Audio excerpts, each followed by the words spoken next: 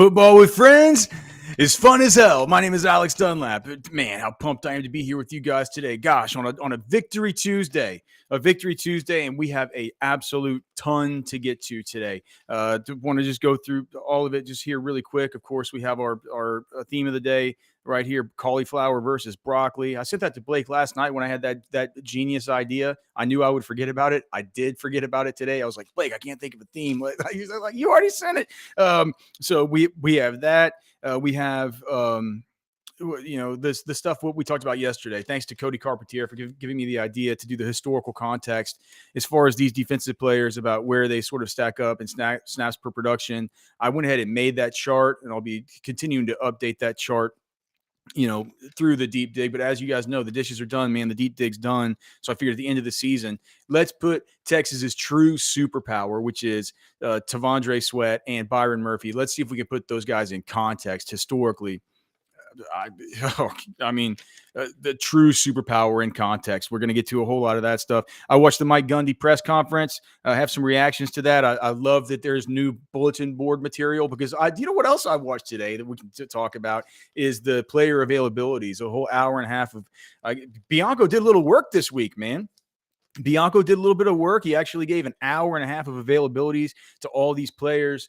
And one thing's become very clear to me is that they are a petty group, and Coach Sarkisian loves nothing more than giving them bulletin board material, and he does it at every turn. I guarantee he's going to do it with Gundy as well. So we'll talk about that. Oh, I sent Blake pictures of a new of the Football with Friends family is going to grow, God willing. Not that I'm having kids, but we will be going to get a new outside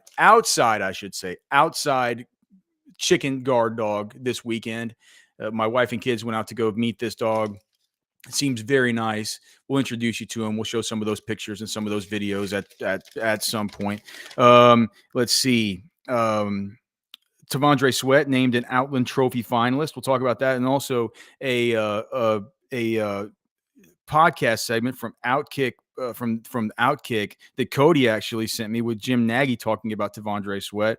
I want to get into that. We have the College Football Committee that's going to have their cockamamie meeting tonight, so we will get into that, and possibility of during this segment having a very special guest. I'm not going to tell you who the guest is unless Blake already put it up on the title. Blake, is this on the title? Okay. Because if he doesn't show up, he's a busy dude, and I don't want to get everybody's hopes up. But we could have a special guest here pretty soon. Oh, the chat. What's up to you guys? My goodness. So good to see everybody. Money B. Oh, we in the building. Of course, Money B. So good to see you, my friend. Blake Winfrey. Awesome to see you, Mr. Craig Simlinger. Oh gosh, 11-1. It is indeed fun as hell. Time to finish off the Big 12, right? And time to just say, look, we're not going to let the narrative be, whatever, 3 wins in 27 seasons. No. That thing that feels absolutely horrible. All right. What we want the narrative to be is Texas left on top. Text guy too, of course. Blake Winfrey asking Alex, what are your thoughts on the return? Your thoughts on the rumors that Alfred Collins may return for another season? Polar Express coming in 2024. Well, I haven't heard about those rumors, but I kind of gave up the ghost on my whole pitch for Alfred Collins to come back. I think he should come back, although. One of the things we talked about yesterday is over the course of these last 3 games, ever since he got that Senior Bowl invite, he's been playing a lot better, dude. I mean, he's been playing a whole lot better. Everything shows it in the advanced metrics. He started out this season generating production once every 22 snaps. He's now generating production once every 11 snaps. I said yesterday it was that Terrence Brooks interception that he caused with that pressure. It wasn't the Brooks one. I'm pretty sure when I watched back today and I was fast forwarding through it, it was the Manny Muhammad interception. But regardless, man, he had a pressure that directly led to an interception. He's had the flash plays, but they haven't been consistent enough. And I don't think at this point, who knows? The NFL took Tyree Wilson at 7 overall or something like that. Like I would have not done it over my dead body to do that. They fall in love with wingspan and length and all the rest. And I personally think it would be just great for Texas if Alfred Collins were to come back. He would provide some stability, and there is the outside shot that he could really, really, really become the guy that we've seen flashes of. But as far as the rumors, I've not heard any rumors like that directly from the staff. Oh, by the way, I brought with me some of my Ocean nasal spray that I haven't haven't really had to use in recent years, but after yesterday's just disastrous nosebleed, I figured I would have it here in case I had to kind of go on. Oh, Blake, do you want to show 'em pictures of this dog? All right, so there he is, 8 months old, Great Pyrenees Anatolian Shepherd mix. Look, he's good with my kids. His name's Everett, and he's a farm dog, as you can tell. Totally outside dog. Never spent a day inside his whole life, and already up to close to 100 pounds at 8 months old. So looks like a good boy. He'll be joining the Dunlap household, God willing, in case anything weird happens. But we already got the place set up for him in the back, right down there by the chicken coop. Um, yeah, he's a big good boy. Um, we got some videos of him. You can tell what a happy dog he is. Blake can throw those up a little bit later. Let's see. Blake Winfrey. So that's the answer on that as far as the Alfred Collins stuff. I don't know um, exactly where those rumors are coming from. But if we hear anything like that, I think it would be great for Texas. I'm not so sure that it would be in Collins' best interest. Although man, he could find himself in a whole different kind of rarefied air, right? As far if he came back and really, really, I just think the chances of him coming back and having Tavondre Sweat type, you know, transformation, clearly it can happen, but it doesn't seem like the most likely outcome to me. He might want to kind of strike while the iron's hot. Let's see. Cody's saying he should. They should convince him he can jump up draft boards. Just sweat. Okay, so Cody's saying my exact same thing. It shouldn't be a hard conversation for the coaching staff. I think it's a hard conversation for the coaching staff. I think it's hard to tell a guy to turn down a Senior Bowl invite because what Jim Nagy said on that on the Outkick podcast today when he was talking to in the let's just I mean we can just talk about what he said about Tavondre Sweat. So when he was mentioning Tavondre Sweat and they'd asked him, he said that he can absolutely be a top 50 pick right now, and this is Sweat, right? He said he's already moved up 2 to 3 rounds. He said we did not invite him last year because our cut line usually starts around the 5th round, and so he thought that maybe Tavondre Sweat was borderline 5th roundish last year. The fact that he's now talking that he's moved up 2 to 3 rounds means that Jim Nagy thinks about him as a day 2 pick lock, right? Coming into the Senior Bowl. And we all know that the Senior Bowl would if you come in there with that kind of frame and those arms and everything else like that Alfred Collins has, and you've shown the flashes like Alfred Collins has, it could be a situation where you could you could certainly move up. Let me send this guy a text just real quick. He sent you link. All right, word. Um, you could definitely you could definitely move up. And he said that's the same thing with Sweat though. He said that with Sweat, he's right now he's going to be a day 2 pick, but this is the kind of thing where depending on what team you talk to, he's in the 2nd or 3rd round, squarely in day 2. He has that quality we used to talk about in my Patriots days, is what Nagy said back when he was working with Belichick at the Patriots before he moved on to the Seahawks, where he spent most of his career. And he said that he just said that it's the stuff we all say, right? About these kind of guys like this who are that big, who can move like that. He just said these guys don't grow on trees, and if nimble, athletic, 360-pound men, if you want to get him, you better take him. You're going to have to go up, and you're going to not have to go up, but whenever it gets to be your turn, you're going to kind of have to take him because they don't they don't last too long, right? He said that the chance where he can make that next jump from being a day 2 lock would be in Mobile. And now realize this. This is part of his sell job, right? Part of what Jim Nagy has to do is sell the idea to Tavondre Sweat that he really does need this, right? He really does need this to God, this lighting is bugging me, man, so bad.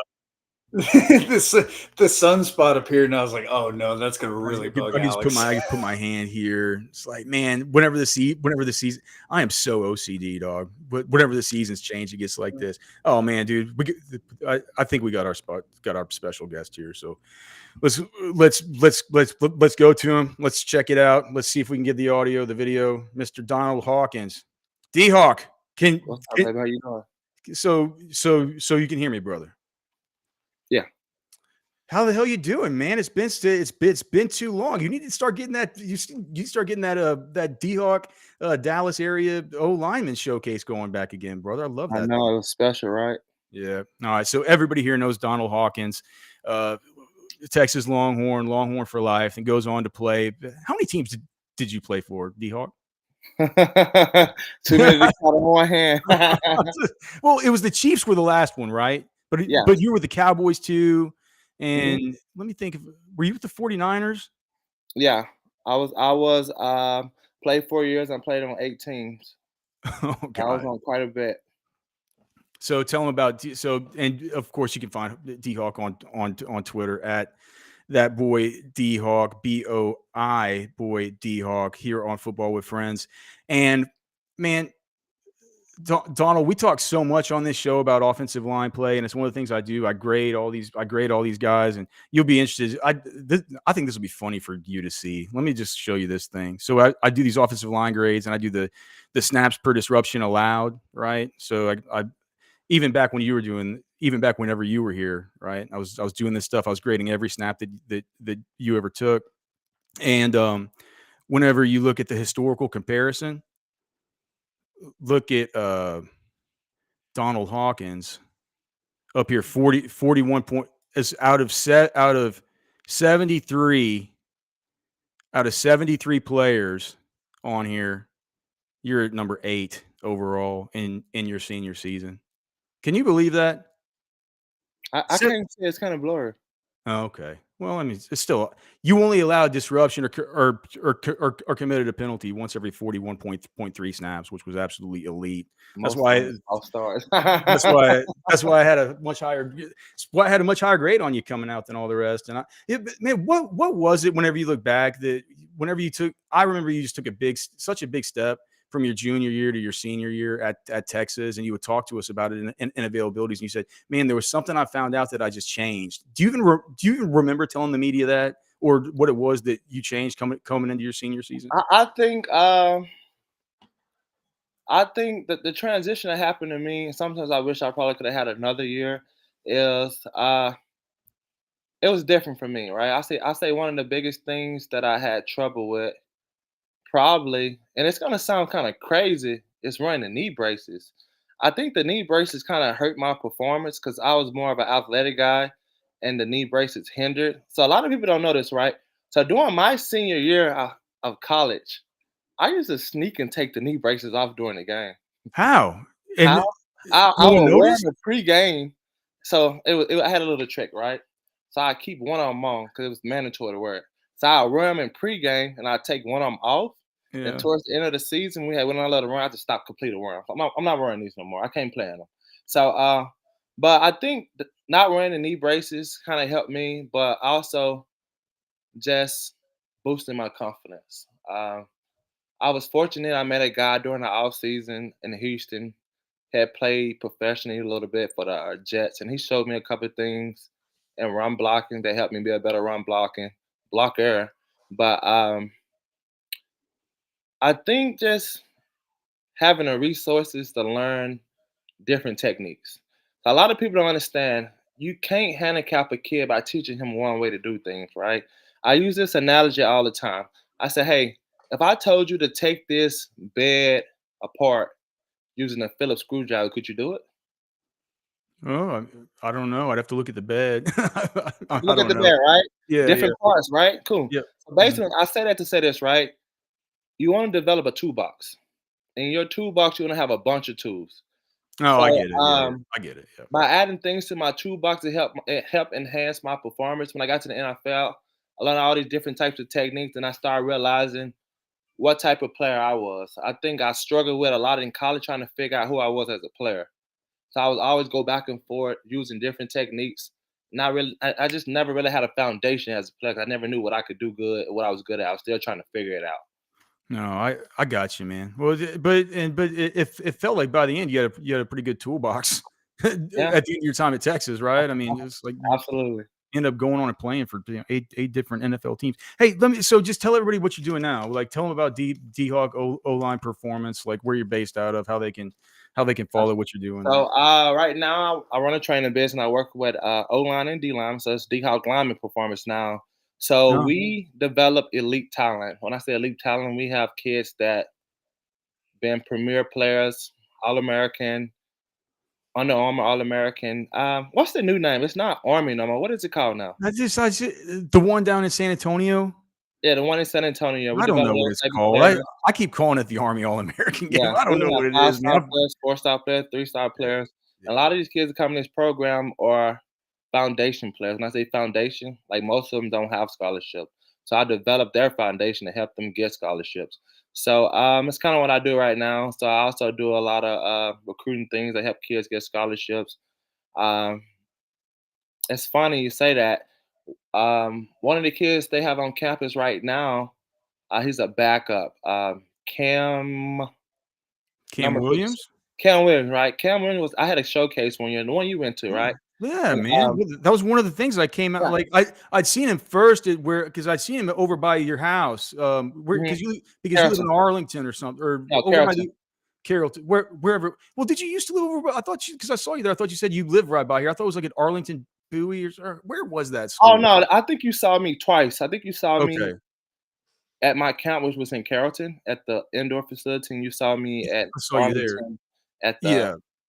Under Armour Okay, showcase. maybe you said that the one in there was by your house. All right, whatever. But well, that was the first place I saw Cam Williams. It's the first place I saw DJ Campbell was at that Rivals one that was over there at Arlington. I seen him there, but then man, like the showcase that you put on in Carrollton, that was Mhm. one where I saw Cam Williams. I said, this is all over, dude. Like this is done with this guy. Like if Texas doesn't offer this guy, they're crazy, man. I've So seen so him to live. come to find out, um, Coach Cauliflower knew he didn't know anything about this kid.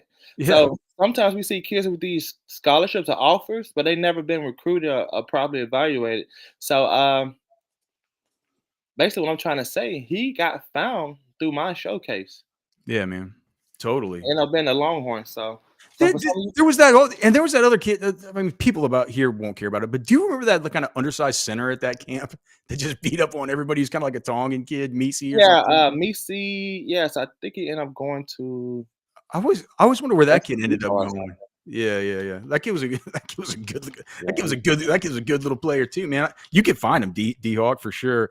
Um, So yeah, but if you guys want to follow along with what he's doing with that, I say please, dude, do that camp in Carrollton again. That thing was so fun. I keep telling you on Twitter, I'm just like, dude, D Hawk, do it again, man. That thing was awesome. Like you had really, really good players. It was good. It was good access. Like you could get up really, really close and see him. It was better than these other camps, dude. It was awesome. Exactly. We need to give you guys access so you can properly evaluate these kids. Yeah, dude. Yeah, totally, totally, totally. Okay. Whenever I texted you, I said, man, I got this show I'm doing now, and I wanted to have you come on because you sent out this tweet saying uh you called Ethan Burke and you called him and just talked him through helping him with some pass rush moves So a few weeks. so great. So I don't know if you guys know, I'm a big Longhorn fan. When I say I'm a big Longhorn fan, I've been watching them for years. Even when I was playing, I tried to watch them. So this year we've been having an amazing season, right? So I kind of stepped out of my comfort zone. Like, hey, let me reach out to this kid via Instagram. I'm watching him play, and he like flashed Alabama game, and he kind of took a digression, like he Mhm. wasn't playing as good, right? Yeah, that's So exactly right. Yeah. I'm watching him, and I understand, and I'm seeing what he's doing wrong, right? So I text him via Instagram, gave him a couple pointers. He reached back out, said thank you, gave him some couple technique things, and believe it or not, next game the guy had 2 sacks, man. Yeah. So I kind of been keeping like a little small relationship with him, wishing he do well, but I want to be a resource for Texas players. Um, I want to give these guys something that I wasn't given when I was in college. There wasn't a lot of guys that played at Texas or went on to play in the NFL came back and gave us advice, whether it was football, life. So if any of you kids see this, man, reach out to me. If you got anything about football, uh, the process of going to the NFL, let me be a resource for you guys to help you guys be successful on and off the field. And most important, I want you guys to win, because when you guys lose, I'm very sad. Well, everyone here knows the feeling. Again, we're here with D-Hawk, man, Donald Hawkins, one of the better Texas offensive tackles. And I want to ask you about some of these younger guys. But before that, I just wanted to ask you. So, like, can you tell us just in general kind of what you told him? Like, what was the advice that you gave him? Was it someone with his hands? Was it someone with his get off? Like, it's great. It's great you asked that. Basically, it's gonna sound kind of foreign when I tell you this, but it's kind of Pacific, right? It's taking Pacific, right? Cool. So basically, I told him, say, hey, I'm watching you, right? You're getting too far up the field in your rushes, right? And the reason why you're getting too far up the field in your rushes is because you're not turning your inside toe towards the quarterback. turning your inside toe towards the quarterback. Yeah. So when you turn your inside toe to the quarterback, it turns your hips in direction to the quarterback, right? So we got this saying in the D-line world, right? If your shoulder stays square, where are you gonna go? You're gonna go up the field. So we got what we call a torso turn, right? So we want to rotate our torso. When we rotate our torso, it rotates our hips, and it points directly at the quarterback, right? Yeah. So I can beat the guy, but if my shoulders are facing upfield, where am I gonna go? Well, you're gonna have to speed rush and try and come back around. It's like you're never gonna have time. He's not gonna have time, right? And he's not that type of rusher. The only guys that can do that are guys that run 4.4s. Yeah. We're talking about pure speed edge rushers. Mm-hmm. So basically, that's you what God gave you, right? You can make these rushes a lot easier if you rush 45 degrees instead of rushing 90. Kind of catch my drift?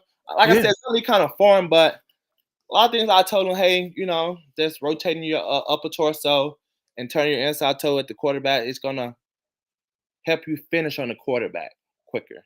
That's great advice, because as an offensive lineman, that's what you as an offensive lineman, if somebody were to use that proper technique on you, what is the most important part of your body, and what's the most important mechanism for you to be able to keep them from converting that speed outside to the power inside and across your face? So I'm gonna be honest with you, right?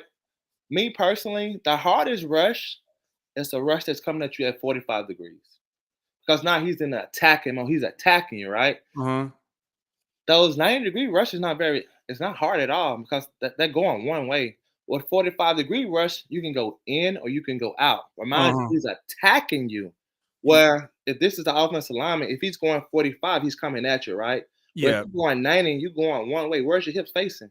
That way. So it's easy to run you by the quarterback. Right. If you got the rusher coming at you like this, he can go that way, he can go through you, or he can go out. So that's kind of why I advise for the young fella.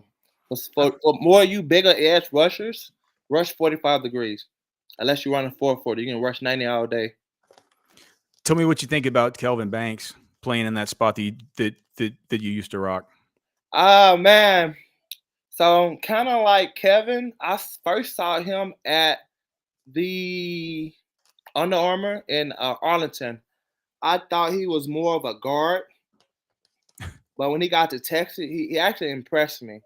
He impressed me a lot. I became a fan. I really wasn't high on him at first, maybe because I didn't know that much about him. That's probably one of the reasons. But when I watched him and watched how he progressed, Kevin has opportunity to do something that hasn't been done at Texas in a long time. He has an opportunity to be one of the select few to be drafted first round. He has the opportunity to be one of the few to be all conference for 3 years, be all American. I don't know the last time we had an all American, a true all American offensive lineman at Texas. I don't know the last time we had a guy that was all conference 3 years in a row at Texas. So he definitely has an opportunity to leave a mark in the offensive line room. I think the best thing I like about the kid, you can't tell that he's a sophomore. He has a very great way how he step on the field, how he present himself. He's all about his business. I respect that. I'm a fan of the kid, man. I like the way he played the game. Put it like that. he kind of remind himself of me, body frame wise. Not very tall, not very lanky, but he's athletic kid around that 6'4" range. Um, we might need to start giving that guy more coverage, man, because he definitely does a lot of things that don't get displayed on social media. So a couple of times saw the kid drive a kid 10 yards down the field and dump him, and nobody talked about it.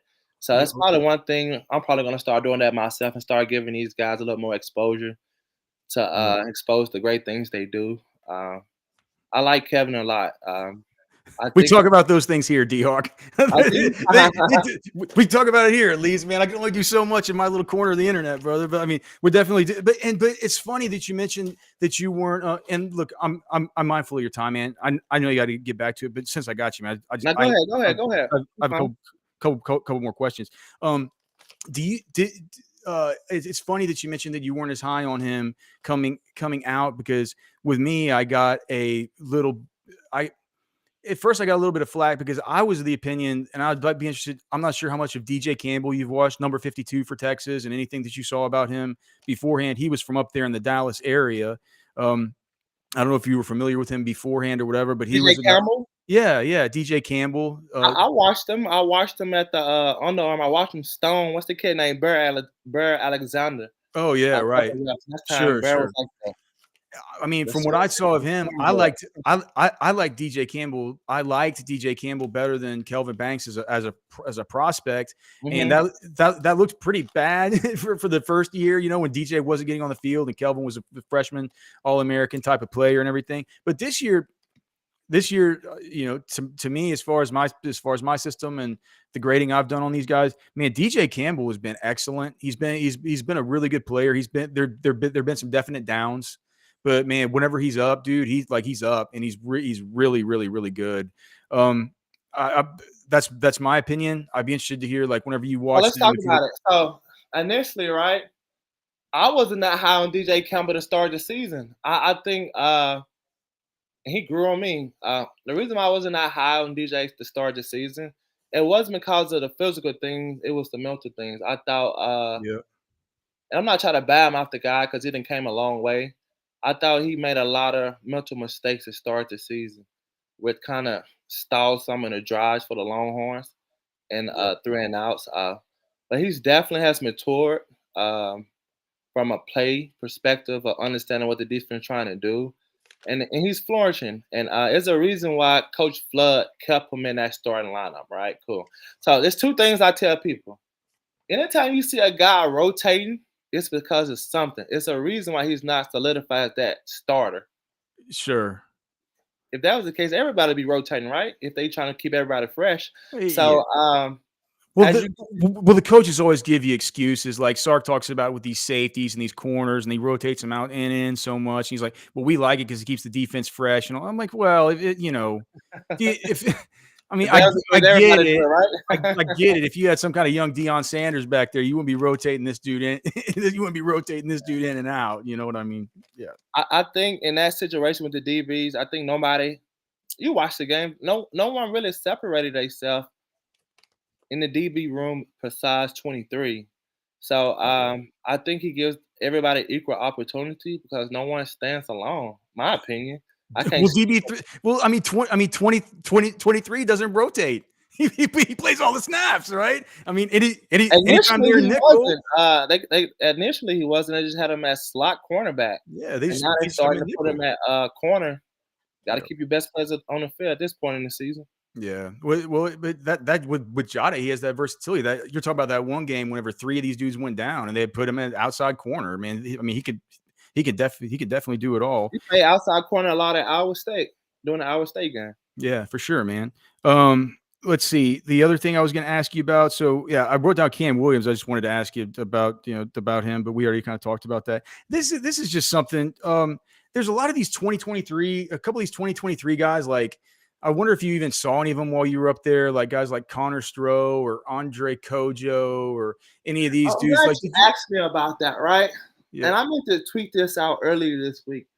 It was a kid. I went down there this weekend. It was a kid that caught my attention.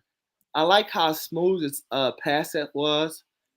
He looked the balance, had good hand placement. You can tell that this kid's technical, which means that he's listening to Coach Flood. He's going to be what you call identical to what Coach Flood teaches. The kid was the second string left tackle this week. I think the kid is from Central Texas. What is his name? Hold on. So the second team left tackle. Yeah, I haven't got to the end of the game, but you know what? I'm just gonna look it up because it would be good. Like, let me just pull this up and I just think see the it. kid is from the Killeen area. If I'm not mistaken, correct me if I'm wrong. I mean, I'm not sure who they had at left tackle. I would think it would have been it would have been Malik Agbo. They put Trevor Gooseby in there sometimes. No, it wasn't them two. It was it could have been Andre Kojo plays over there sometimes. No, sir, Peyton Kirkland. No, not him. Jaden Chapman. There you go, Chapman. Okay. Now, all right. That kid, I'm watching him. I'm looking at how balanced he is in his passing, how smooth he is. I'm watching his hand placement. I'm like, oh shit, this kid right here gonna be pretty good. So he's a guy to keep an eye on. Keep your eye on that guy. I like this kid. I really haven't saw much of him, but watch this kid. Another thing that I see that he's lacking in, somebody said Chapman. Chapman was the tackle. Okay, Chapman. Keep an eye on this kid. Once he developed the strength he needs for that position, he's gonna be one of all conference type of guys. All conference type of guy. Goodness. Well, he was the one who coming in. I don't have my roster pulled up right now from the fall camp, but I think he was the one coming in because I always get Chapman and Kirkland mixed up. Blake, look this up for me. Was he's the one that's a little bit lighter than the rest, right? More in that kind of 298 pound, 305, that kind of deal. Not one of these super big behemoth.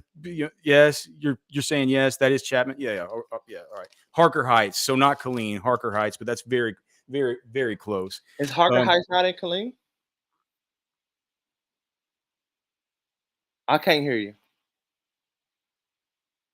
Is muted. Hold on. Okay, sorry. I guess Blake muting my mic. What's going on here? Anyway, so am I good now, Blake? Yeah. Yep. Yes, sir. Much better. Any of these guys right now that you're training up that the recruiting fans need to keep an eye on? Right now, I don't have any top guys, but there's one kid I am going to reach out to. I think that can use my help is offensive lineman from Louisville. I can't think of his name. I think he's a top-rated guy. I kind of watched that kid play Highland Park. I think he's a kid that could use me to help him enhance his skills. And I might know the guy named from Louisville High School. I think it's like a 5-star. It's probably like one of the top tackles in the country for the 24 class. 25 class. Sorry. Somebody in the chat will know if it's not anybody that that Texas has had in for a visit or stuff like that. It's probably he's been into a couple games. He's a big priority for Texas. Oh, he is. Yeah. So someone in the chat will let us know. It's like during the season, D-Hawk, man. I get a lot more into recruiting and going to these camps and stuff. And I mean, I'm there in the springtime and the summer, but it's just hard. Somebody said Boosie. Yeah, that's the guy. Louisville, Texas, offensive tackle. Michael Fasusi. Yeah. Oh yeah. Well, yeah, he's definitely. I should have known that. Yeah. So yeah, dude, definitely get in touch with that guy. So let me ask you just a couple things, just not recruiting, about the team. So I'm back in my wheelhouse. Let's get into it, boss. All right, just a couple things. Tell me what you think about the defensive line. Is Tavondre Sweat, Byron Murphy, or those guys? They're talking about them like they're the best. Like they're the best defensive front in the nation. Have you been that impressed with them, and how do you compare them to other Longhorn defensive fronts that you've seen since you've been here and gone? Man, I think the world of Byron Murphy. I watched the kid when he was in high school. When Coach Davis got the job and that kid headed down there, I reached out to Coach Davis and said, "You got a good one with this kid, right?" The kid was probably benching 400 pounds in high school and was squatting over 500, right? So I knew he would have success early because he already had the strength. And man, the guy is quick. got good leverage. Good leverage come from not being that tall, so it's hard for guys to get double teams on him because he's so low. Center of gravity is so low. I think the scheme that they run fits perfect with the Adidas tackles they got. I think when they jump in the R front and they got Sweat at DN. A lot of people know Sweat plays DN a lot. He's a 4-eye in the R front, right? Yep. And he's already has inside leverage on most tackles. Being at 4-eye position, he's 360 pounds, so trying to reach that guy is pretty hard. So I think our front is probably the best I done saw in a long time. I think maybe total defense 1 year. Charlie Strong probably had a good defense. But as far as me watching it, I think they're stout, man. I think if we was to play schools like Georgia or Michigan right now, we would dominate those schools. I'm a big advocate for us getting into the playoffs. I'm always freaking trying to make a point on Twitter because I think the way our team is built, we can beat those top teams that run heavy. Somebody says Byron Murphy reminds me a little bit of Henry Melton. So I played with Henry Melton with the Cowboys my rookie year, right? And I think the opposite. So Henry Melton actually plays a lot like, and don't crucify me, but Sweat actually plays a lot like Henry Melton. This is why I say this, right? So Sweat, he swims a lot of blocks. A lot of people don't know this, right? He swims a lot of blocks, which means he's backdooring a lot of blocks, right? For some reason, I say for some reason, he's blessed to have a lot of quickness to run those plays down.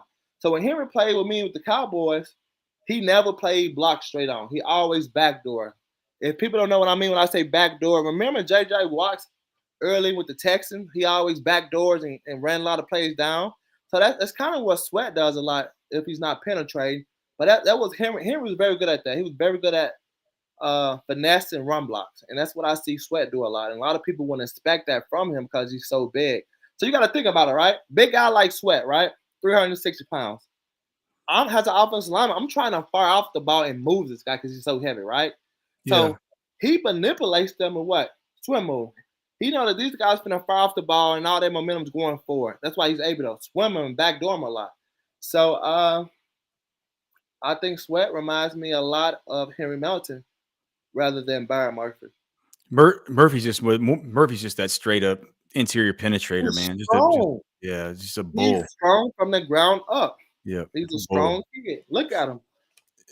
Well, I mean, he's the kind. Like I always say, he's the kind of guy that probably goes to the beach and like he's got washboard abs and it's like he's a huge dude, but he's like muscular. He looks like he doesn't have an ounce of fat on him. When you're out there he's 308 pounds. Now, if 308 pounds look like that, sign me up. Yeah, all right, dude. I got it. I just got to get one more in here for you, D-Hawk. No, go ahead. Take your time, brother. I got time. Okay, cool. Well, then I just then a couple more. So what I'll ask you here is the question that everybody wants to know: Do you think Quinn Ewers should come back for another year? Do you think first of all, well, it's a two-part question, kind of. Do you think he should, and do you think it's in his best professional and business interest to come back, knowing that you've been on the whole business side of the whole NFL? I'm gonna be biased, so I'm gonna give you my very biased answer, right? Okay. I'm kind of split. I'm very split, right? Cool. So I'm split in the sense of, do I want him to be able to have a good NFL career and get drafted high? Yes. Do I want my Horns to have a 3-year start to come back and compete for a national championship? Yes. So this is the best scenario for us fans, right? Cool. So we don't want to lose Murphy. We don't want to lose Manning. Correct? Yes or no? We want to keep those two guys, right? Cool. Yeah. So if we can get into the playoff and Ewers lights it up, I'm all go for him going to the NFL. He raises his draft stock. He's able to show some things he didn't show early in the season. And what's the word? Submit him as a first round pick, go for it, right? Do I think that he would probably have a better year next year and make his draft stock higher by coming back another year? Absolutely. We're talking about a guy that can Even with Mitchell and Worthy and stuff, and JT Sanders and everybody all gone. But who said those guys are leaving? We don't know that. I mean, I'm assuming they are. You're not. How many guys have told that you're gonna leave? accepted a Senior Bowl invite? Well, Quite a so I few, mean, right? what? So how many guys on the Longhorn roster have accepted the Senior Bowl invites? Well, Quinn didn't even get one. So Okay, let's start there. So yeah. Worthy got one, right? Yes or no? Did he get one? Christian. So who? Did Worthy get one? No. Yeah. So check this out, right? So Byron Murphy got one, right?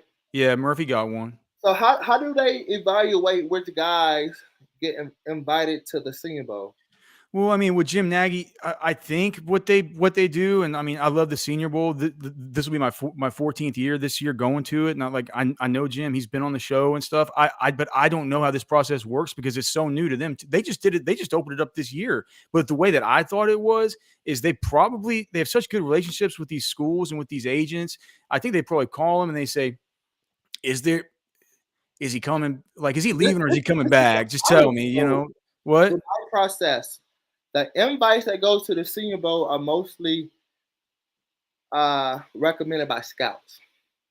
Oh yeah, well yeah. I mean, they kind of work. I mean, the showcase is put on for the scouts and the decision makers. So NFL scouts kind of give them a hand. This is what guys we want to see at the Senior Bowl, right?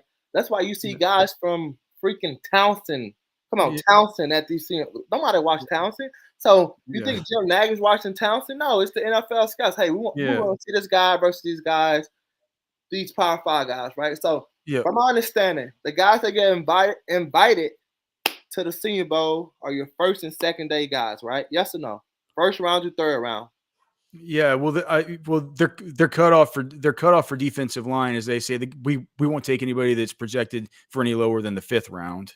But I mean, so when they started doing the 5th round, I thought that was more of your strong guys that went 5th through 7th. I thought the Senior Bowls were your elite guys 1st through 3rd. I mean, but generally and I'm only saying that because I just heard Jim say this literally on a podcast, on the Outkick podcast today, when he was talking about T'Vondre Sweat. Last year they didn't invite him because they're cut off for defense. And here's the thing, you know it, D-Hawk, with the defensive lineman, you can't just be picky and choosy for only 1st round guys, because if you're a lot of these guys aren't going to be accepting their invites, and you need to fill out a roster. You need to have 15 of these guys. I would think probably for other positions. I said 1st through 3rd. What? That's what I said. So 1st through 3rd grades. That was my understanding. Yeah. Obviously, not some of these guys won't go 1st through 3rd. Some may go undrafted. Some may go 4th or 5th. But my understanding was they draft grades, the grades they had on these guys. The Senior Bowl supposed to be your superior college kids. Do you think it'll stay that way now with the Shrine Game being the official game of the NFL? Now it's moving to Dallas. It's gonna be cool, man. You'll be able to go up there to the Shrine Bowl and see your kids and stuff. And now that they can have juniors come, I think that's a bit of an equalizer. Galco's going to be able to go out and recruit these guys against Jim Nagy at the Senior Bowl, and the fact that the pool's a whole lot bigger. So I want you to educate me right quick. Yeah. So the Shrine Game has changed. I know they moved location. But now they're competing for top guys in this game. Well, they're acting like it. I mean, last year was the first year that they really kind of made a big move to start doing this stuff, and they got Zay Flowers to come to their game whenever he had the invite to the Senior Bowl and the Shrine Bowl, and he decided to go to the Shrine Bowl. That was like the first, Zay Flowers from, I forget, was he from Boston College? Now for the Boston College kid, and now for the Ravens. So I mean, they're trying. It is the official game of the NFL. It's the official All-Star game of the NFL now. That happened 2 years ago. Now they've moved from Las Vegas now to the Star in Frisco, and they're trying to make it a big regional deal and stuff. So I don't think it's going to happen overnight. I'm not sure it'll ever happen. I'll always personally, just from my, I grew up going to the Senior Bowl, so I'll always have a kind of a bias towards that, but it feels like they're kind of trying to. In this last couple of years, they have had dudes that have been drafted a little bit higher. I think the quality player is getting a little bit better. I didn't know that because I've been working the dang, you just made me forget the bowl game I've been working. So myself, I've been working the, what is the name of my game? to CGS, the College Ground Showcase. So I've been Oh doing. yeah, for sure, man. So I haven't been kind of in tune with the other bowl was doing. So that's good though. But back to what do you Okay, think about? so we were talking about something about so they didn't where they didn't get a Senior Bowl invite, Mitchell didn't, and I think maybe a lot of those reasons. I personally like these are guys that are getting mocked in the first round of these early mock drafts. Man, So I don't. it changes so much, man. No, it does. Yeah, I yeah. didn't know how much success other receivers around the country was having until I went and looked up the stats for the NCAA. You got guys that got 1,400 yards, 10 touchdowns, 14 touchdowns. Yeah. And we look at our guys, and I don't know how much statistics plays in it. Our guys just don't have the stats. Yeah. Well, okay. Well, so if let's just say we live in a world wherever A.D. Mitchell, J.T. Sanders, and Xavier Worthy were all gone, would you then say That's tough. coming into your first year in the SEC that you would be poised for a much better season if you're Quinn Ewers, or would you think maybe you kind of hang it up now and kind of leave with your guys? Man, and this is the great thing about the transfer portal, right? Yeah. So when you lose guys like that, you're able to replace them guys. So not saying that, and we don't know, right? Because we didn't know how good A.D. Mitchell was until he came here. He was a rotational player for Georgia, correct? Yeah, always injured, right? Yeah, always injured, right? He was good whenever he was in, but he just didn't play much. Gotcha. Yeah. So, man, I just looked. There's so much. The great thing about receiver, you can always find those, brother. But you can always find those. So I'm not too much worried about it. I am, but I trust that we have great guys on the staff that are great evaluators of talent at receiver position that we can just replace those receivers. Hell, Bama been replacing them for years, so why can't we? Yeah, for sure, man. All right, one last question. What do you think about Anthony Hill? Speaking of guys who are going to be coming back, have you got to watch him, number 0 on the defense? I did. Man, it's funny you asked that. I asked a kid that's in my program that plays for Iowa State what he thought about our defense. And one of the guys he named was Anthony Hill. He said that guy flies around. He's always around the ball. It's gonna be pretty good. Kind of evaluation they had of him at Iowa State. I think he's a short tackler. I think you can do a lot of things with this guy, man. You can blitz him. You can put him in a box. As far as his coverage skills, I don't know how good he is when it comes to covering, because a lot of time on third down they usually have him rushing. Yeah. So I think the sky's the limit for the kid. I'm glad he's a Horn. I think the sky's the limit. I think he'd have helped us win a couple ball games, especially Bama with his 2 sacks, his spine. So I think the world of this kid. I'm glad he's a Horn. I think he's going to be a top 15 guy, top 15, top 20 guy when he get drafted. God save he doesn't bear any injuries. But it's a couple of guys I like, man. I like the Muhammad kid at corner. I think he's better when he's pressing instead of playing in zone. I think he has when I watched a guy in high school play Paris Episcopal. And it was a highly ranked game. The guy fall down, gets up, and runs a receiver down and make the game-winning tackle. Now, if he don't make that tackle, Soft Oak Cliff go down. They're losing by 28 at that point. Kind of catch my drift, and they come back and win. So I love his effort. I love his ball skills. I think he kind of got thrown in the fire early, and they kind of helped him later on in the season. I think it was kind of rough for him at the beginning. I think he kind of like in a great mode of who he is, and it sucks that we lost number 6, but I got trust in Muhammad. There was no fall off versus Tech. I mean, I don't know. I think Muhammad. It was sticky for Texas Tech. We was all over them. 11 total PBUs and interceptions in that game. It's the most they've had all season. Three interceptions. When you combine those two things. But but it was also they were breaking. There's so many pass breakups. It's like every time they were just breaking up passes. All these guys it was an unbelievable game. Man, I saw a third screen receiver come in. Not receiver, DB come in. He get beat number 14. he catches up with the guy. He knocks the ball out. I'm like, that was one of them. Xavier Price. They all were doing it, even the third team dude. So yeah, now, I don't know how good Tech receivers was, but I was impressed with our corners that game. Yeah, man, for sure. All right, D-Hawk. I'll let you get, dude. We come on again sometime, like especially once we get to. You know, you're one of my all-time favorites, man. Anything for you.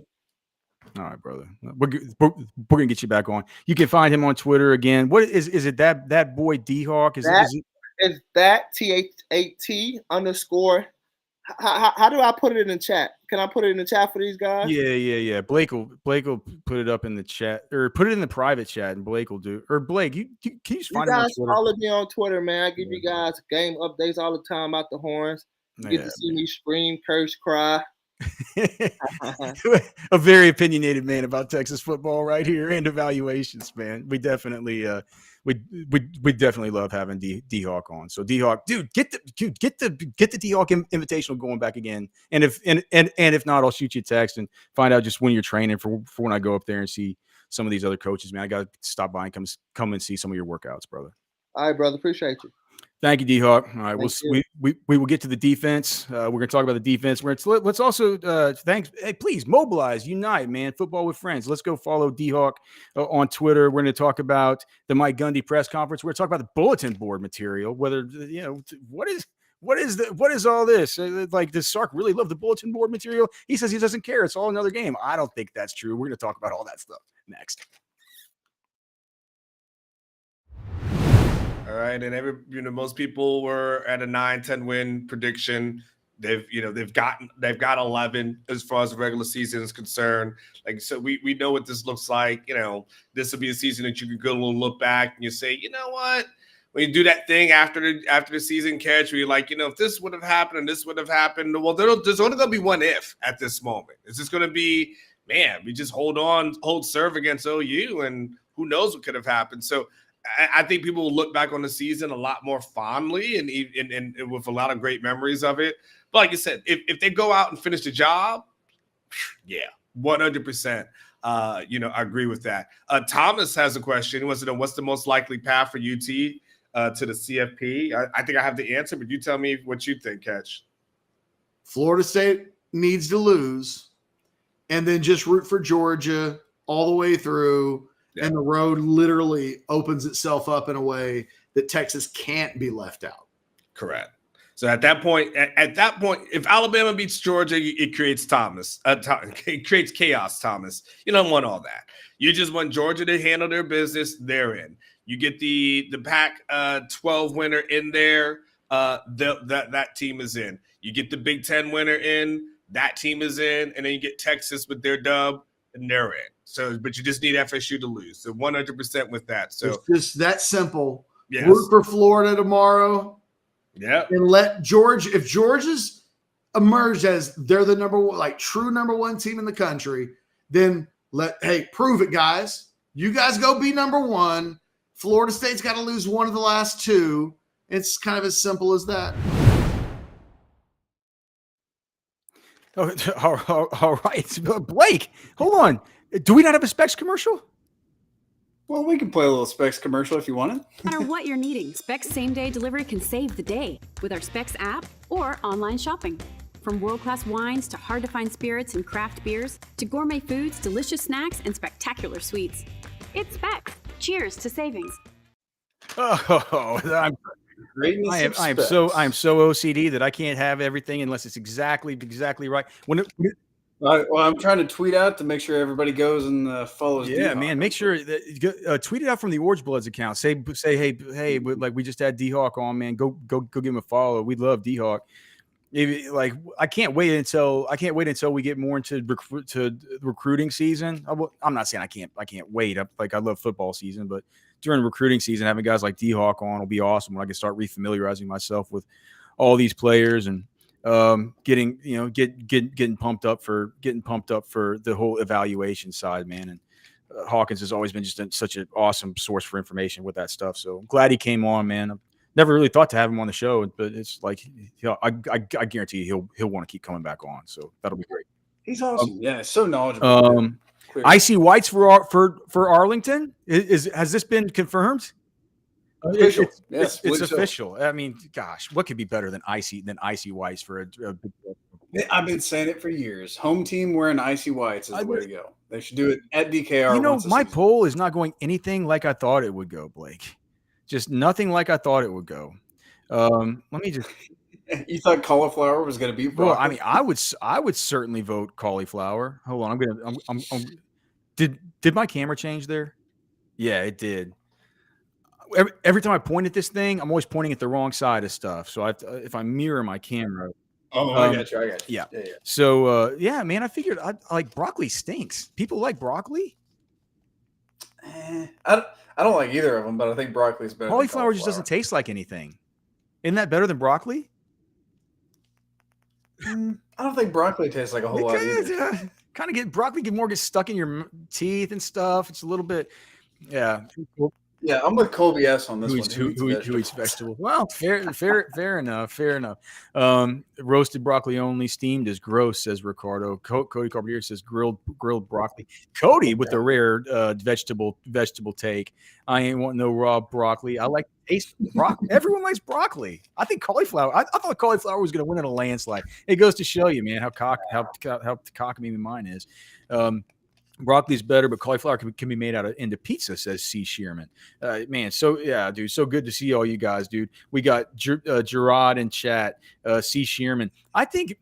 Dude, here's the thing about D-Hawk, though. I think that he thinks a lot of he's a big fan of Texas if he thinks Quinn Ewers, A.D. Mitchell, Xavier Worthy, and J.T. Sanders are all coming back.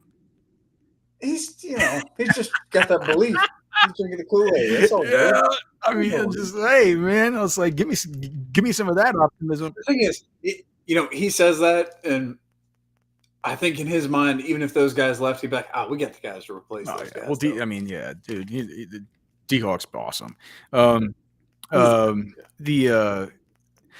Dude, I didn't ask you about Andre Carrick. That was a dude that he really did a lot of work with. I wanted to ask him what he thought about him being in Texas. Now he kind of anyway. So we have the Gundy piece. So you guys want to see? Do you guys want to see the true superpower of the defense in context? Check this out. So I made this sheet just like Cody always asked for. Here I am on D. Hawkins. I thought D. Hawkins was a little bit higher up on the sheet than this. Well, he was until Kelvin Banks and Christian Jones passed him. That's probably right. He probably didn't want to see that. It's like, hey, man, these guys that are playing this year are better than you. And Banks is only a sophomore. So I made the historical precedent for snaps per production caused. Here it is. Oh, there it is. Whoa, 3 of the top 6. Look at this. Oh, so you can kind of tell it's a lot more players, right? But this is guys who played at least 200 snaps at Texas, okay? You have all the way down here at Kobe Boyce, who actually had negative production on 271 snaps. The least production ever, it was not negative, was Wraith. And do you know what about Kobe Boyce? He played like 180 snaps in his other season and had negative production that year too. It's just, I mean, man.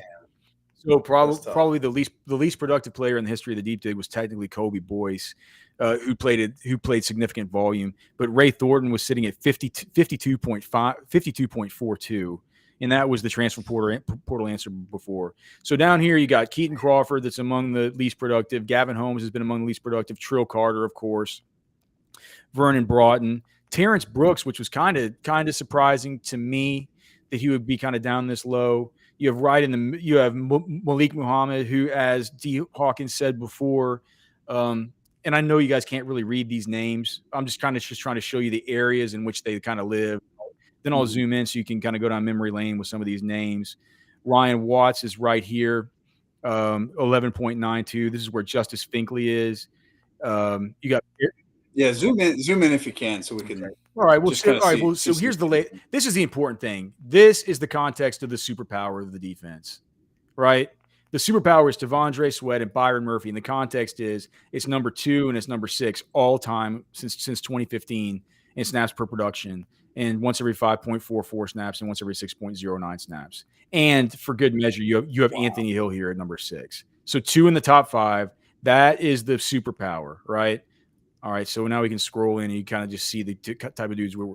So Ridgeway stays at the top of the mountain here. Then you got Sweat. Byron Murphy as a freshman was actually better than Byron Murphy as a junior, which is odd. You got Overshone, of course, Joseph Osai, Puna Ford, all these guys pros. Malcolm Roach, Holton Hill, pro, Deshaun. Man, look at that Deshaun Elliott season for a second. Look at this one though. Wait, hold on. Deshaun Elliott played 796 snaps at a 6.57 production cause. That's insane. It's insane. People were telling me today that the deep dig doesn't do enough for DBs. I'm like, well, I mean, it's like Overshone's up here back when he was playing safety. You got Holton Hill right here. It's Deshaun Elliott right here. They're like, you played 800 snaps in the regular season. They're like, you doesn't do enough for corners. What I said is like, well, for one, they get the lockdown bonus that we've talked about, right? They start out with 3 points.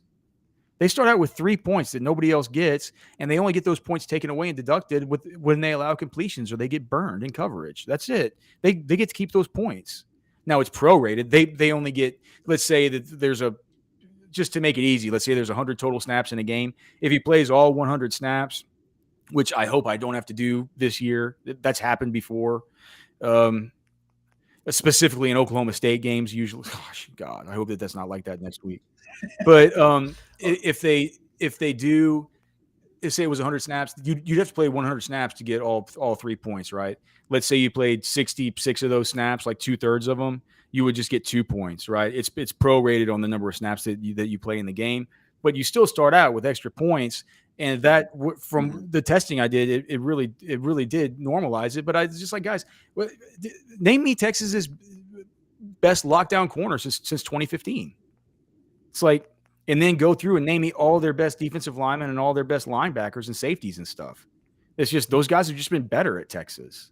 Look at the guys who've been. All right, now we can move on. We can move on to the next name, which you were about to point out. So I was saying Brecken Hager's up here with a couple, and Brecken Hager is just. I looked back, man, and he had these seasons where he had like 7 sacks and like 12 pressures and all. You know what I mean? It's like, it's just crazy. It's crazy to me that he would rank this high because people would just remember that he had so many blown contains and stuff like that and made a bunch of mistakes. That's the thing. It was the in between plays that really turned people off with him. But he would flash and make some big plays. Texas has had some G's, man. Like you got. I need to change that. Malik Jefferson. Jefferson, all this guy, you got Coburn up here. I mean, you get Ethan Burke and Jalen Ford this season. Now, Jalen Ford's nowhere near where he was in his best season last year. But see, last year, it was massive volume, just like it was with Deshaun Elliott that year, right? 6.95, 6.86 is still so good, right? Some of these guys that are a little higher than him, like a Jomo and Hager and some of these, Malcolm Roach, they only really played, 2/3 of the snaps of these other guys. But this is the kind of area right here contextually where you can find these guys. Michael Taff is up here. Michael Taff, look at that, guys. Jade Barron this year, right around here. I'm kind of surprised you see a Michael Taff above a Jade Barron, but it's just, I mean, you think of Michael Taff right there with Charles Omenihu, don't you? Look at Jet Bush, Jet Bush. All because of that last game. He moved up so much. Derek Williams already up pretty high here. And then you just start seeing names that you just totally forget, like Antoine Davis, like Peter Jenkins. You forget about all these guys, the right? Shark. And then this is down here, Barron Sorrell, Alfred Collins. Those guys were really similar players this year, kind of, huh? Flashed, showed some nice things. It's like, it's funny that in the history of the whole thing, how many of these are there? So there's 165.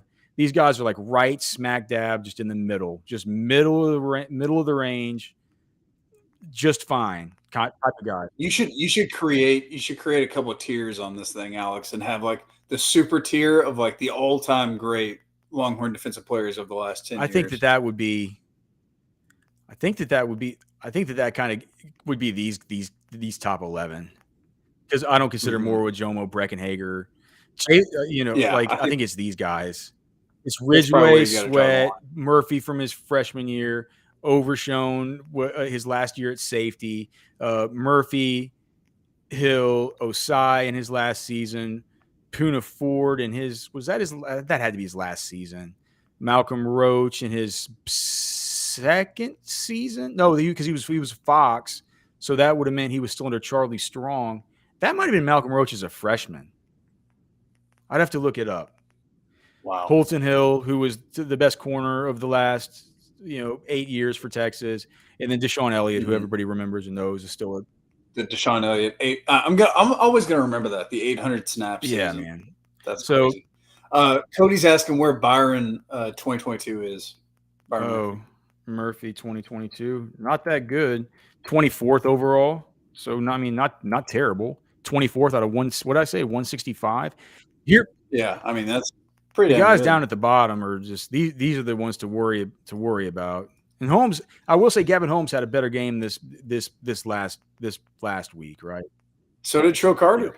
It was a little bit better. Vernon Broughton probably needs to pick it up a little bit too. But see, T'Vondre Sweat, you look at the jump he's made. Yeah, it's crazy, right? So that's the historical comparison there for the awesome for the. I mean, it goes to show you it's like putting what Texas true superpower is his ability to stop the run, and they're going to need that, right? They're going to need that versus Ollie Gordon, and the fact that those two guys and the fact that the linebacker behind them are just top 6 all time, just man. Unbelievable. Alan Makeda. Oh gosh, I like this. I like this tweet. He said that Brecken under PK would have been light years better than what his coaches had him doing. I think it's probably true. I think it's probably any of those guys. That Fox PK, position they had was kind of cockamamie, right? Nashawn Hughes wasn't ever as good as he probably should have been. They really never had a guy there. They tried to play Charles over there before he got too big. It was.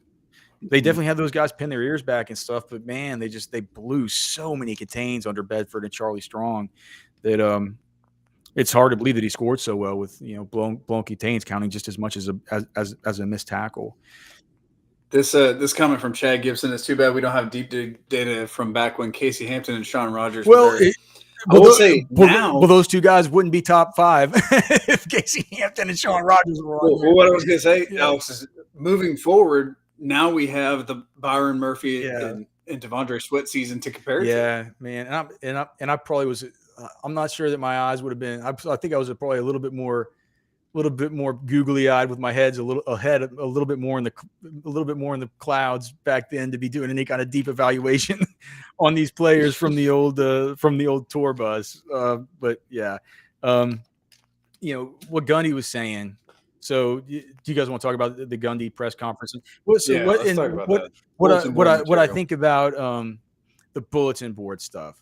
Okay, so when I was listening today to the football availabilities from the players, Jalen Ford was talking about the fact that all week last week they had it in a loop in the weight room of the stuff that. I forget what's the creepy commissioner? Jared Yormark, whatever he said. Oh, Brett Yormark. They had that on a loop from what he'd said about how he's going to be at the Tech game. He's rooting for Tech, like all the stuff like that. They had it on loop and they just played it the whole week. Sark says we don't let that stuff we don't let it bother us. This is after they put that on loop all week and after the game is over, they put it up on the Jumbotron. The Godzillatron, the week before, right after the game's over, every single player and their dog tweets out like, we're gonna get our egos in check, huh? Like all this stuff, and you've come to find out that from the player availability that was something that week they played it right before the game to get everybody pumped up. They said like, is this what they're gonna do to you? Is it like this? They're gonna do this to you? All this stuff.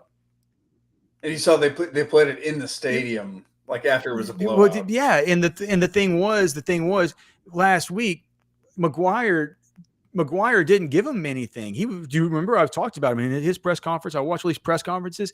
In his press conference, he's very. I was like, man, I kind of like him. He's like an old ball coach. It's like he didn't say anything disrespectful. He talked about him. He's like one of these coaches that kind of comes in and says, we're gonna see where we are as a program. Like, it's like this could be tough. Like these guys are incredibly, they're stacked at every position. We know he talks big after. Yeah, games. man, but not before. He didn't want to give that same before. Iowa State bulletin board material. So what they decided to do was just not fabricate it, but just repurpose that stuff from earlier. Make sure I get it in front of them.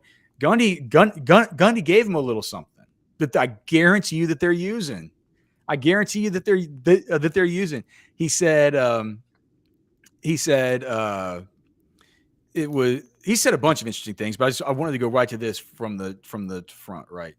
Somebody said this might be a dumb question, but just it was probably the third time he was asked about Tavondre Sweat and Byron Murphy, and he just said. All right, so here's what he said. He said, well, you can double team them. You can let the widest guy go and double team them and let that guy run and try and make a tackle. So he's saying if you want to, what you can do is the guy to the guy. So you can let Ethan Burke or Barron, you can double team those two guys and then just see if it's an outside zone. You can see if Barron Sorrell or Ethan Burke, a man on a man, just a helmet on a helmet, can do anything to stop Ollie Gordon, to me, which sounds like a relatively terrifying idea, like to think that, you're kind of taking these two chess pieces off of the, just taking them off the board and saying like, look, we're just gonna let this one guy free. And like, we don't care. Like, we'll let him free. It'll be our guy versus his guy. We think our guy's better. I kind of think that that's an interesting way to say it. And I think Cody's right. We only have 59 likes. D-Hawk was on the show. There's been over 100 people in the chat for the whole time. This is terrible news. And to be frank, it's completely embarrassing. Talk about bulletin board material. I'm getting Blake. All you need to do is put it in private chat. Just say 59 likes. I'm gonna say like, dude, 59 likes. It's time for me, dude. It's time for me to go hard. Am I not going hard enough? No, but please, if you guys could, if in fairness, I haven't asked you yet. But, so if you could please like the show, subscribe to the channel. Also, if you have questions for the show or you'd like to ask me anything, if you're interested in sponsoring the show, a sponsor that might be able to work with us, please let us know. Alex@rosterwatch.com. You can also email Blake. You guys all know Blake's email. If you have pictures, if you would like to send of different stuff. Blake, do you have any more videos of that dog? Grab one of those I did pull one. Yeah, give me one second. I want you guys to see this. I want you guys to see this new dog. I think he's a real good boy. Yeah. Look at this video. You guys can send me these kinds of videos. We want to see. Look at that good boy. It's a big good boy, huh? Oh, he's gonna be good. What I'm doing is I'm having him come. I'm having a dude come Friday and put in a electric fence around the house or around the whole property. So he'll have a couple acres to run, and mainly he's just going to be down there right by the chicken coop, just guarding the chickens. Only 8 months old, still a pup. They got to get rid of him because they live out in this. They live out in kind of right by where I tell you that my mom's side of the family came from, out there in like the New Sweden area. I guess they just put in a Samsung factory out there or something, or something, or Tesla, Samsung. Anyway, it's like a bunch more rich people are moving out there and stuff now, and they want to all do horse riding lessons, right? And so they're having to change one of their chicken pastures into a horse riding, like an equestrian type of thing to make up for the demand. And so they got to get rid of two of their dogs, and so this one's just the new puppy that they have. He's half. Your kids can ride that Great Pyrenees like a horse, probably. So his mom's a Great Pyrenees, and that's what he looks like. But his dad's this big Anatolian Shepherd. Yeah. Okay. Yeah. I thought I heard you say that earlier. So but he definitely looks like a Pyrenees. And I grew up with an outdoor dog, Pyrenees. My first dog ever. He was a great dog. So we'll be excited to get him, and you'll be seeing a lot more of those videos moving forward, I'd imagine. This dude nudging around a bunch of chickens. Okay, let's see. Jeff Collin. Oh, thank you, brother. Hey, man, that's all up to D-Hawk. He said D-Hawk's one of the best segments he had so far. No offense to others that have been on the show. I appreciate it, man. D-Hawk, man, he's going to come on. D-Hawk has lots of things to say about the program. And He has things to say about recruiting. He's talking. Yeah. He's like, "Oh, the Louisville offensive tackle." I'm like, "I don't know. Like, I've been doing the deep dig and stuff." He's like, "Yeah, it's like." So we're gonna have him on. Hey, real quick, they announced the finalists for the Outland Trophy, which is best O-line and interior D-line. All right, so Joe Alt, offensive tackle, Notre Dame. Tavondre Sweat, DT, Texas. Cooper Beebe, offensive guard, Kansas State. Is that it? Those are the 3 finalists. So, it is down to Alt versus Sweat. Because Sweat whooped Beebe's ass. No, I mean that's clear. That's what it is. So it's that is down to Alt versus Sweat, and it's probably going to be Alt, right? But do you think if Texas if Texas makes a big move here, if they can win this Big 12 championship, I mean, gosh, what people like, it feels like what people are saying, like the narrative, it feels like to me is certainly shifted, at least with the mainstream media, with what they've said about if it's Texas and it's any kind of Bama, head to head about who gets in. They said that there's no question head to head matters. It's what I've been saying the whole time. It's like, man, what is it on True Detective? McConaughey with the thing like time's a flat circle, like every day. Like I always say that, like the draft's a flat circle. Like this is a flat circle. Eventually, you get back to common sense, right? You just get back to common sense. So I've stuck with common sense this whole time, and I've said if there is a deal with Alabama, I don't care what you say about scoring differential. I don't care about what you say about strength of schedule. I don't care about what you say about it's a different team now than it was, or what they've won the last 8 games in a row, or how they the run they're on. It doesn't matter. Things come back. Things like it's a flat circle. It's going to come back to common sense, and what that is these 2 teams met and Texas beat them in Tuscaloosa.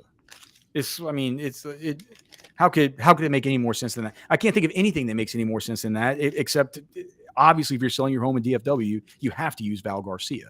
I mean, that's what makes the most sense. Look at Val Garcia. The smile that's the smile of a man who knows that it makes all the sense in the world for Texas to have any kind of tiebreaker with Alabama and just hold it over their head, but hold it around their neck like a millstone. They cannot forget about that thing. And you cannot forget that Val Garcia is going to sell your house for free. Okay. For free. If you work in education or you work in the ministries, he will sell your house. If you're in the DFW area, he's going to do it for free. Because those are his people. Those are the people who helped him whenever he was growing up. Those are the ones that got him to where he is right now, to the true pinnacle of the DFW real estate market. One of the top 25% realtors, 14 people working underneath him. He's going to help you with selling your house anywhere in the DFW area. We're talking Coppell. It's Coppell to Frisco to everywhere in between, east, west, Fort Worth proper, all the way east of there. Now, if you tell him you heard about him on Football with Friends, he is going to sell you your house for half price. Half price. We're talking $10K, man. $10K, $15K, $20K off. He's going to give you that Val Garcia smile. That I've told Val he needs to patent that smile. Right? He's going to give you that trademark Val Garcia smile. He's going to give you a cashier's check, and he's going to say, "Hey, check it out. This money is for you." Okay. This money is for you, and all you need to say is you heard about him on Football with Friends. If you have friends in the DFW area, that's the most important thing Val always tells me. Not everybody's going to be in the DFW area whenever you give them these ads, but everybody knows somebody in DFW. So if you know somebody going through a housing transaction, please have them call Val Garcia at Val and Realty, valandrealty.com. You can get him also at Val Garcia at valandrealty.com. You can call him at 469-647-8729. He's Val Garcia, one of us. All right, Alex, I've seen some news from Pete Thamel. Sources, Arkansas is vetting hiring former head coach Bobby Petrino as the school's next offensive coordinator. The prodigal son might return to Arkansas. This is Sam Pittman's get out of jail free card. This is it. This is what he's playing. I just wanted a reason to put up this picture. It's just an all-timer. Just an all-timer. Going back to Arkansas. Gosh, there's some really, really good memes of that photo as well, as far as don't care certain Certain actions. I don't care because certain things happen to cause it. Anyway, storylines in college football just are unparalleled. Yeah, for sure. Dude, yeah, it would be terrible. That's not that is not the answer. Does his contract stipulate he gets a personal You assistant? need to you really do need to go after. You need somebody with some kind of young, new, dynamic system that that hasn't been, that people don't have years and years and years of tape on. You know what I mean? This is what I was talking about with Chad earlier in regards to the A&M offensive coordinator hire, where they go, because now they got a defensive head coach. And so they need that splash offensive coordinator hire to really sell the Well, they're not going to get Kingsbury now, right? Looks like he's going to go to U of H.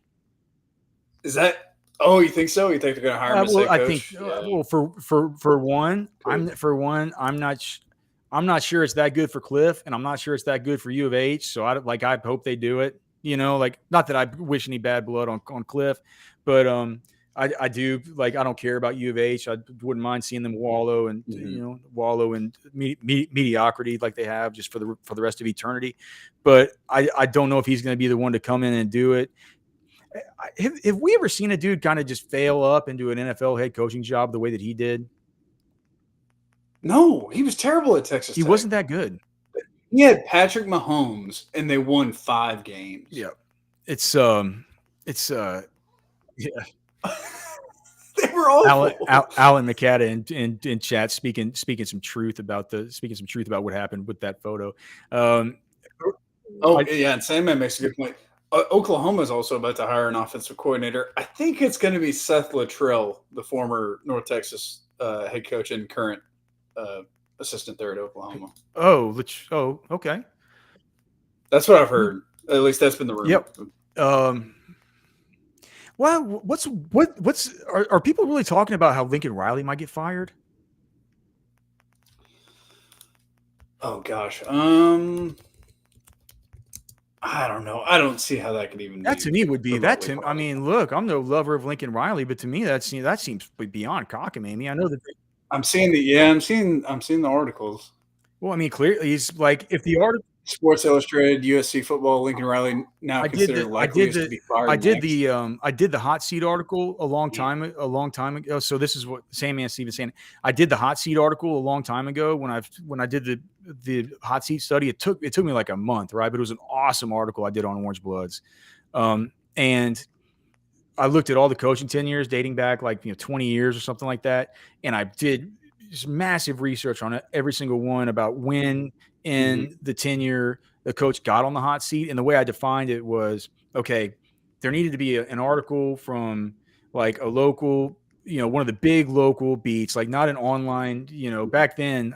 Now online is everything's online, right? But when I did this article, it was probably 2014, 2015, and they wouldn't even give credentials at certain schools if you were an online organization. Nowadays, Orange Bloods gets more views than the Austin American Statesman does, even with the print edition plus their online stuff. So it has to be treated just the same. But I just said it had to be one of these kind of main publications or a national writer saying something about how he's on the hot seat or saying something about how they should look for other options, and or being asked at a press conference, if you're the AD or somebody at the Board of Regents, whether or not the job's safe, or the most dreaded one is getting the dreaded vote of confidence from the AD. Yeah, that's the killer. Anytime you get a vote of confidence from your AD, you should pack your bags and you're going to be gone within the next. You'll probably make it through. You might make it through the next year, but if you make it through that next year, you'll get fired halfway through the next season. That's just what it is. So listen to this quote from Lincoln Riley. You can argue our expectations. Let me finish that thought. Yeah. So what that means is Sandman's right. He's technically on the hot seat because my studies show that once because you said that there are articles and there are people talking about it nationally. Oh, yeah. And whenever that happens, you're officially on the hot seat. And here's the thing, man. Once you're on the hot seat, it's a precious, rare few that ever get off that thing. You just don't. Once you're on it, you just don't. Were there Who came off of it? Kyle Do you Whittingham remember? came off it. Okay. He's the That worked. That's yeah, worked well, out he's well. the one that I can kind of remember. There was one like Dave Doring, I think, at one school. I forgot which school he was at. He came off it. I think he eventually got fired again, but he came off it for a little while. It doesn't happen at the big schools ever. I wouldn't think. The pressure, the outside pressure is just too much. Yeah, right? Money Beast and Harbaugh to a certain degree, but I did the study. You know, I did the study like 2015 or something, so he wouldn't have been on there. But listen to this quote from Lincoln Riley. You could argue our expectations this year in the end hurt us. I didn't know that this team handled the championship expectations we had, and I want us to have. But you also have to be able to handle those. He's saying the expectations are what killed them this year. It's a good thing you can always They were too high. you can always have a career to fall back on cooking brisket, right, Blake? Golly, that's fun. Maybe out in California. I'm sure out there they would say, "Oh, that's still some delicious. That's delicious Texas all natural briskets. But tastes better than these jerkball tri-tips that we eat all the time." Let's see here. So anyway, what they're playing in a loop, right? Here's what they're playing in a loop this week, and we can do that, and we've done that the last 15 years, which is block them. You have to block a 3 technique, not necessarily a 3 technique that has a uniform on. And they said, well, but have you faced anybody like them this year? Tavondre Sweat and or Byron Murphy. He said we played them a bunch of times. They're this way all the time. They've been this way for a long time. When I first started playing them and Mac Brown was coaching them, they were top 5 in the country almost every year for a while. They have a lot of good players. I have a lot of respect for them. Sark does a good job. They're well coached. You didn't even bring up their punt returner. They're plus 300 in punt returning, plus 300. No, number 1. That's an amazing stat. It is what it is. So what he's saying is, to him, to me, that's insulting. To say, one, we're going to do what we do every year, which is block them. Talking about your record versus Texas, you feel like your ability to block them, and the fact that you say that it is no different this year than it is every other year because they're always top 5 in recruiting, and this year's no different. They're always bigger than you. We do the same thing we always do. We're just going to block them. All this stuff, but I hope he really believes everything he said. Using facts, logic, data that has been now 9 seasons in the making, and now that the deep dig is done, I showed you why those 2 guys are this team's superpower. And I've showed you the context of that superpower. It's a context that Mike Gundy, I feel like, is going to come to understand at 11 a.m. on Saturday morning. And they're going to be playing this on loop to make sure that those guys in that defense knows that they need to get their head straight and make sure that Gundy does, at the end of that game, understand that context. We have a lot more of this to talk about next. So 4 minutes, third quarter still to go. I was just about to say, Chad, I swear to God, we haven't seen the pick 6 on defense yet. Yep, almost there. And it almost happened. Who was that? That would have been Jalen Ford, if I'm not mistaken. Ford, okay, yeah. And the ball's right in his hands. It's a fastball, which is why he didn't catch it. Yeah. All right, now, do you think Jalen Ford makes that a pick 6? That was Jalen Ford. Right, but I'm saying, do you think he would get a pick 6 on that play? Well, no, but I'm just saying, Okay. maybe. I've seen him do it before. Okay. That would have been an interesting play to watch, to see if he could get there as a linebacker, turn that into a pick 6. First down for Tech. I've seen him make that catch before. Oh, definitely. That ball was coming in there hot.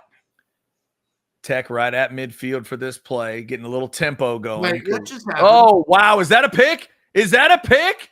No. Did Jett Bush just do that? There's no way. Catch. They're calling this a touchdown. If this is a touchdown, it's one of the craziest things I've ever seen. I think it might have hit a foot, Chad. Catch. If this pops up off a foot to Jett Bush, it's one of the greatest pick 6s we've ever seen, and you will be officially a soothsayer. You said we were here. All right, let's see. Please let this live. Please let it be right. It did. Wow. Well done, Jeff Ketchum. Jet Bush, the old footy play. No way. No way. Look at Jet Bush. That is unbelievable. After that sack, the spin move on the sack earlier. There's that. I'm at a loss for words, Chad Hastings.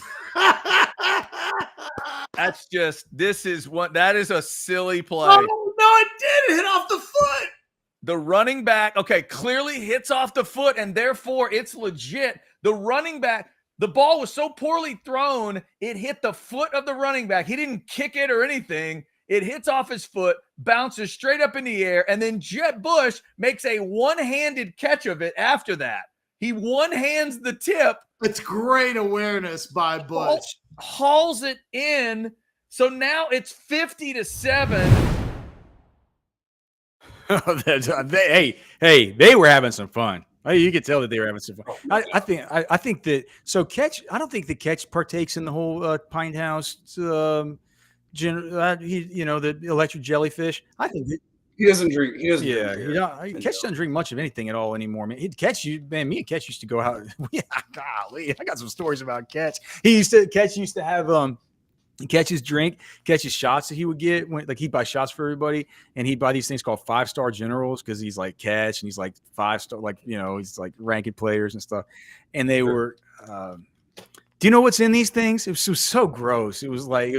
No, let me look it up. Yeah, it was like, I mean, it was bad, dude. It was like Jägermeister, Goldschlager, tequila, Hypnotic, and so it was pretty. You found Rumple Mints might be in there. Yeah, I think Rumple Mints.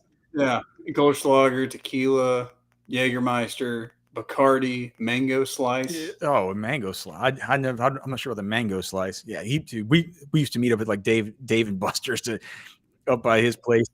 Dave and Buster's up by his place to go out. And before we went out, man, he'd walk out of Dave and Buster's to the cab, man, stumble into that thing. Yeah, but anyway, good times. Let's talk a little bit more about what Gundy said, because it wasn't all just smack talk, right? He had some things to say.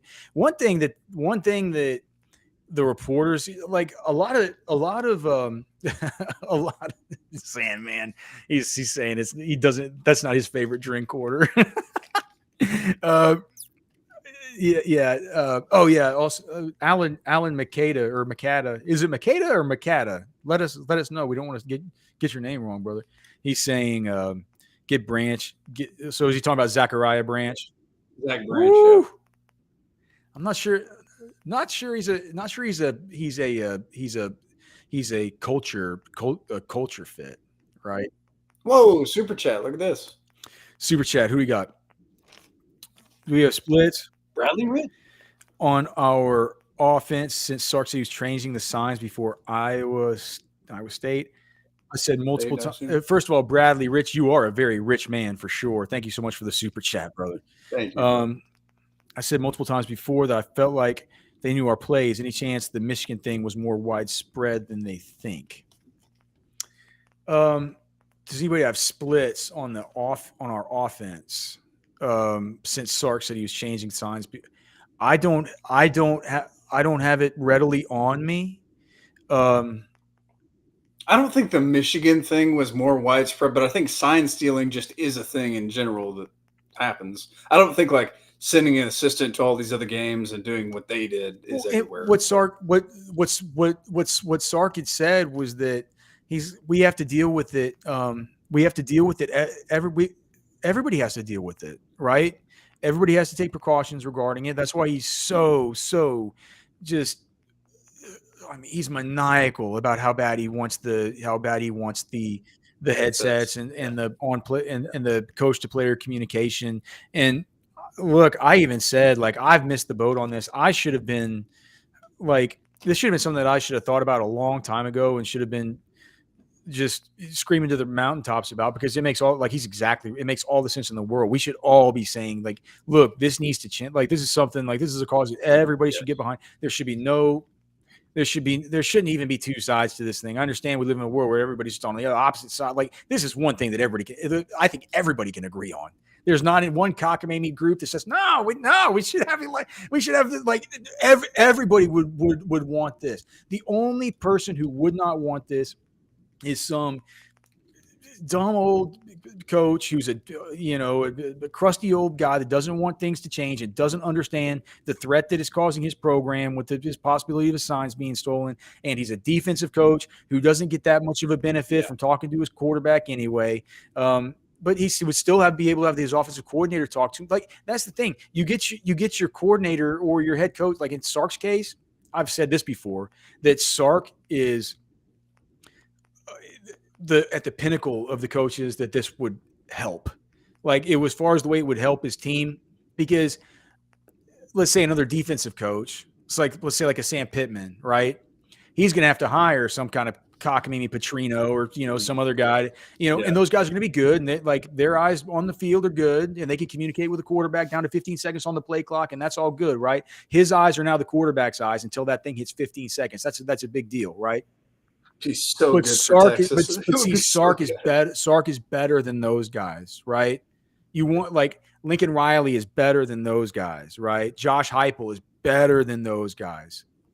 Former quarterbacks in general that are offensive coordinators are going to really benefit from that. So, but I don't know what the what's in the I'm not sure what that is. Well, okay, I'll tell you what it is. So Bradley Rich in his super chat said on our OF, a lot of people, I think, assumed that meant OnlyFans without reading the entire thing. Okay, so they're asking if we have an OnlyFans, which we do not have a Football with Friends OnlyFans, as far as I know. I mean, it's like this is our we could have an Only Friends. I mean, this is like an Only Friends, right? Everyone who comes in here is friends. It's fine. It's fine. It's our own it's our version of an OF, right? FWF OF, man. It's a lot of Fs. Yeah, but sorry, man. Dude, I wish I had that split. Maybe for tomorrow, Bradley Rich, I can look and see the whole offense. Oh man, people in the chat are taking this to whole new levels. Deep dig, a whole new meaning. Did you know this? Did you know that had I totally forgotten? And I know I'm not the recruiting guy that Jason is and stuff. And I'm gonna have to be better about it this year because I have this show now, and this show has made me have to do a lot of stuff I didn't do before that I've enjoyed doing. Right, watching these press conferences, watching the cockamamie player committee, and so this is stuff I've never done before. I've done the deep dig and I've watched NFL. Right, but with recruiting, I'll be the most into it since 2016. Whenever Ketch had me doing my in-state rankings and stuff, that was a great class. That was guys like Ed Oliver was at the top of that class.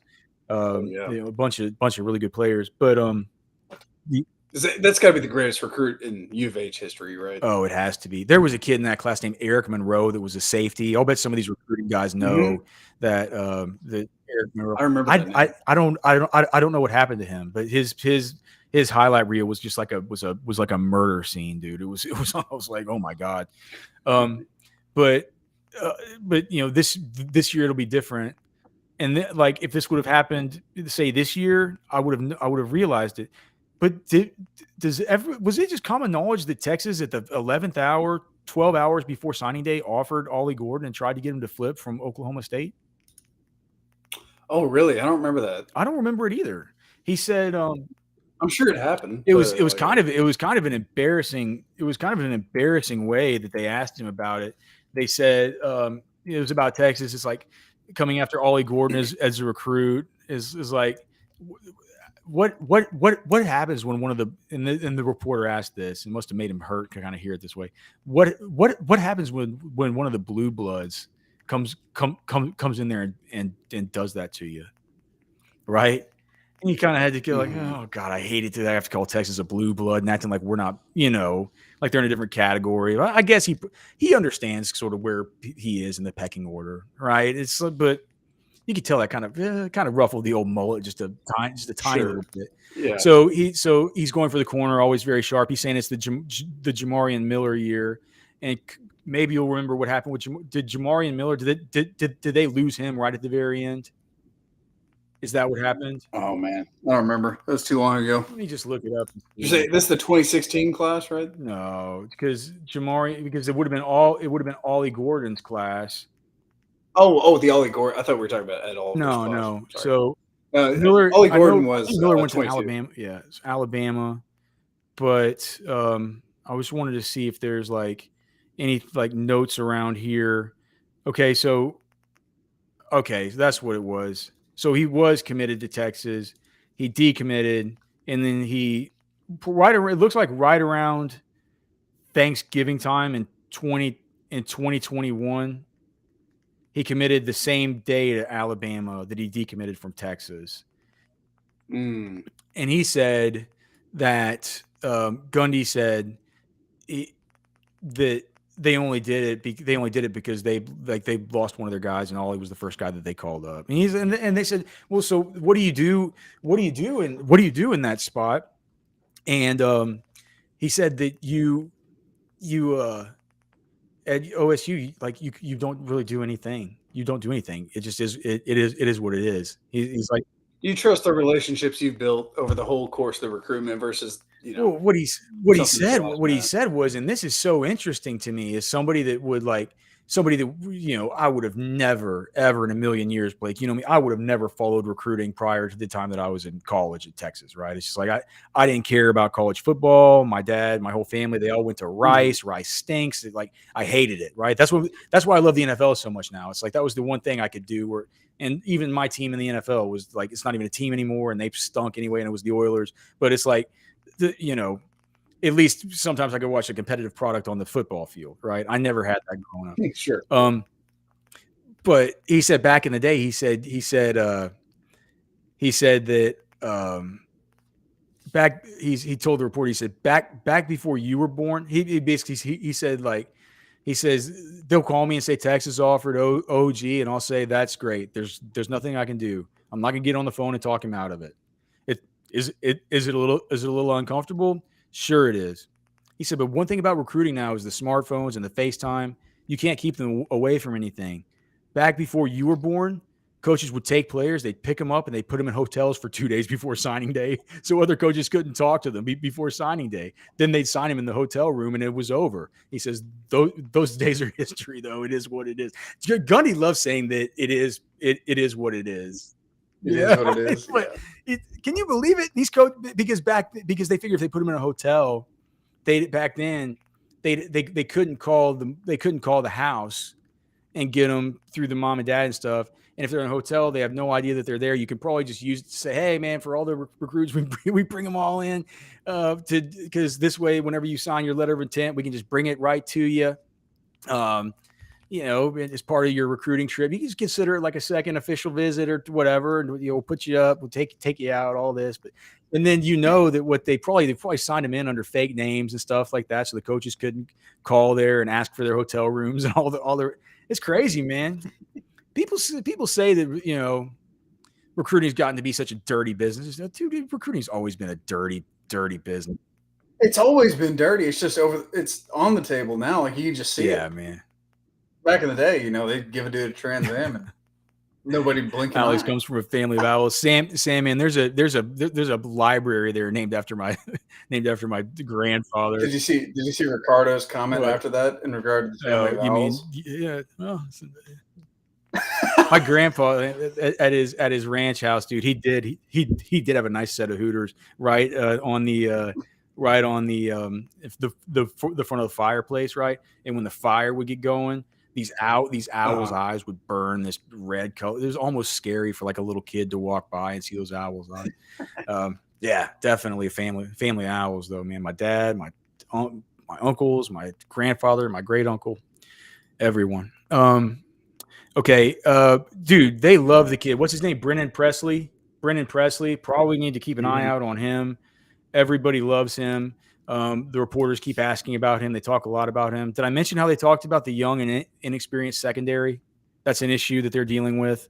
And whenever I get to watch a little more of these guys, here's the thing. I've gotten to watch some of Oklahoma State.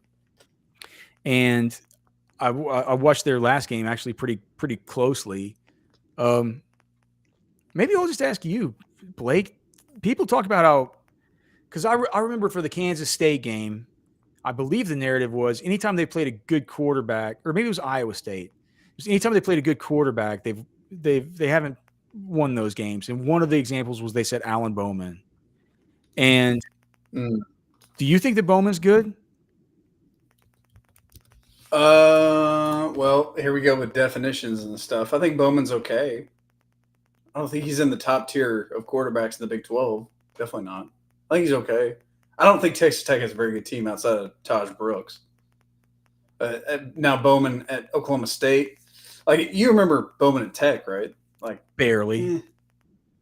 Pretty forgettable player to me, dude. He's a pretty forgettable player. Yeah, he's okay. And again, like he had Brooks at Tech, and now he has Ollie Gordon. I mean, those running backs are running those offenses entirely. I'm not worried about Bowman. If you stop those guys, man, if you stop Ollie Gordon, you stop this team. He's the heart of the team. I hope. And even if they do double teams, like you don't think teams would try double team and Sweat? You heard what D-Hawk was saying. It's the exact like you get him in a 4-eye, right? You get him in a 4-eye, and what a tackle's got to reach block him to get that backside leverage to his side, and then you have to have the guard crawl up to go get to the weak side linebacker Anthony Hill. I mean, if that's the case, I worry a lot less, right? I worry a lot less about letting let's say. Why was I going to say Bryce Cottrell? I think it was because I just read that whole thing. Baron Sorrell, letting Baron Sorrell have a free run on a guy on an outside zone or a sweep kind of action, right? If you do have him being backfilled on a pursuit angle with an Anthony Hill.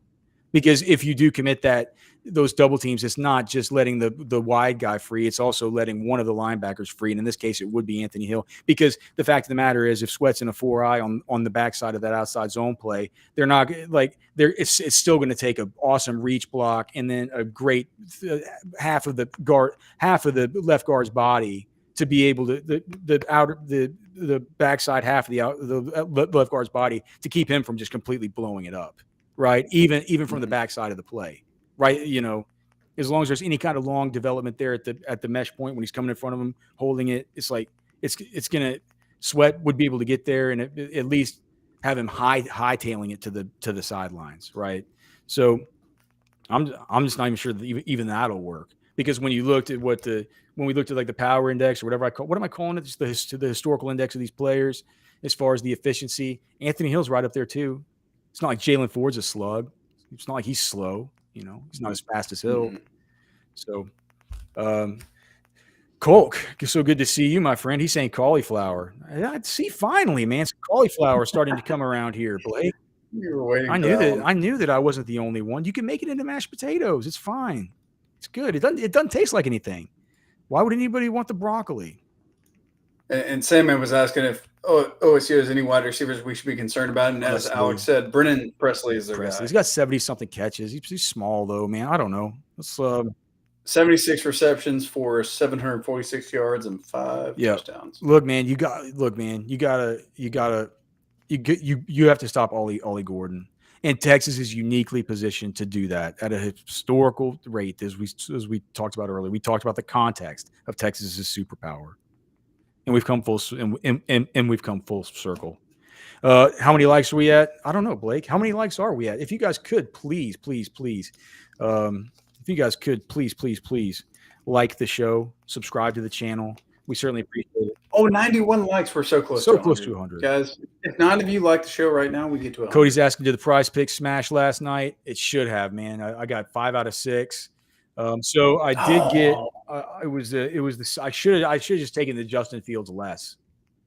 But Cody was exactly right in having me switch Ty Chandler from the more to the less. We have a Taco Tuesday tonight. Are there any good? Cody, can you look up if there's any? Are there any college games tonight that you have any of your picks on?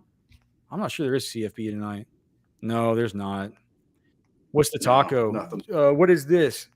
Do you like Jordan Bennington? on his saves? Why do they always Taco Bennington every time? Is that the one that? Well, he's always got it He's for the me. goalie that they always choose to. And it's goalies. It's the exact same as it was last time. It hit last time. Are the Stars playing tonight? Yeah, they're playing the Jets. Okay, well let's talk about it then. Jets are pretty good. Any of these that you like? Do you think that Jake Edinger is he going to get more than 26.5 saves? Ottinger. Less?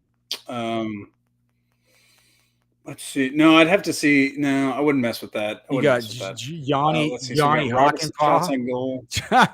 This could be a game, man. Have Alex just list these names. Oh, dude, we could do that with the whole Stars roster, all these Finnish dudes. Rupee Hintz. Is he going to have more than 2.5 shots on goal? Miro. I would take Hintz shots on goal, and I would take Pavelski over 0.5 points. You think Pavelski's over 0.5? Is that what he's been doing? Yeah, he's just oh, gosh. He always gets that. All right. Yeah. And then what's the other one? I would take Hintz shots on goal at 2.5. Let's see what he's doing. Why? Is this like a good one? He's only done that twice the last 4 or 5 games. Let's see. Let's take a look at these games. Vegas is really good. Colorado. Those 3 games were against really good opponents. Although, I mean, tonight Winnipeg's a pretty good opponent. What about Jason Robertson? 18.25 on time on ice. Time on ice. Think about Robertson. Yeah, they don't even have the stats. Oh, look at how close it is. He always goes just over 18 minutes. I'll just play a power play. I'll play a power play with these two. Yeah, that's what I would do. All right, the taco hits, and then your lock of the night. Joe Pavelski, arguably one of the best American. The entry from last night. Look at this thing. It was so close. So the Dobbs less. I knew that was going to hit. Now they're talking about just benching Dobbs next week. Chandler was what Cody gave me. Cody gave me the Addison Moore. I knew the Roshan Johnson breakout last night. Right? 75 scrimmage yards. There we go. I didn't even notice that. Cairo Santos, I knew that was going to be good. Good for him. But Justin Fields just couldn't get there for me. So at least I made $20, or I made $20 on it. Should have been 500, but I was a dummy, and I bet on Justin Fields when I knew I probably shouldn't have. So we'll hope that tonight's entry wins, and we'll get a quick $60 here in the old Prize Picks account heading into you got a super chat from Oscar. On your side, they taste the same, but you can do more with coffee. Oscar Elizondo. Hey, always sharp as it can be, man. Always sharp as he can be. Total alpha, soon to be very, very rich. We certainly love you, and we love everybody in the chat, man. We can't thank you guys enough. Again, you can email me your thoughts, your ideas, your pictures. Nothing creepy, not those kinds. Just your nice family friendly pictures that we can put up here on the show. Blake, is there something that you wanted to show here? Oh, if you want to, since we got a few minutes, we got some of the dates for the Longhorns 2024 schedule that came out yesterday. Georgia, October 19th. So probably a couple weeks after Oklahoma is going to be Georgia. Be interesting to see what game slides in between those two. Arkansas, Saturday, November 16th. And the Aggies are penciled in for November 30th. I think that game might move up to Friday or Thursday, but it's penciled in for that Saturday. It's a Saturday, huh? That's what they have it at now, but they also have the Egg Bowl and some of the other games also on that Saturday. So I think they'll do what they've done in the past and move it if they want to. Of course.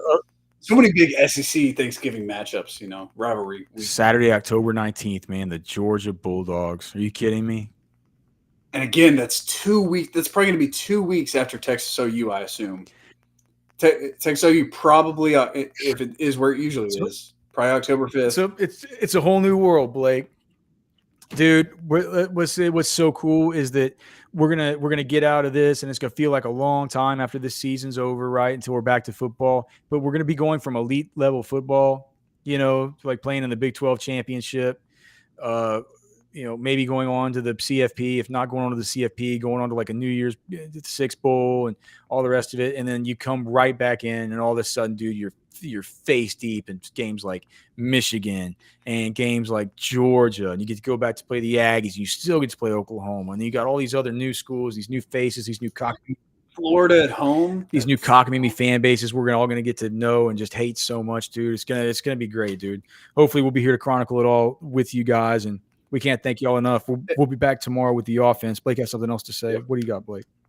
And if you want to go to that Georgia game and you don't live in Austin, book your hotel now because the same weekend as F1 next year. Book it Thanks now. so much to the chat. Thanks so much to D-Hawk. We'll be back here tomorrow. We'll go over the offense. Dude, DJ Campbell, I'm only through 2 series so far, and DJ Campbell already has three knockdowns in this game. So I have a feeling he's gonna. We're gonna get to all that, but it looks like he's, dude. I have a feeling that this offensive deep day is gonna be fun to do. So we can't wait to see you guys tomorrow, 3:30 to 5:30. As always, for Blake, I'm Alex.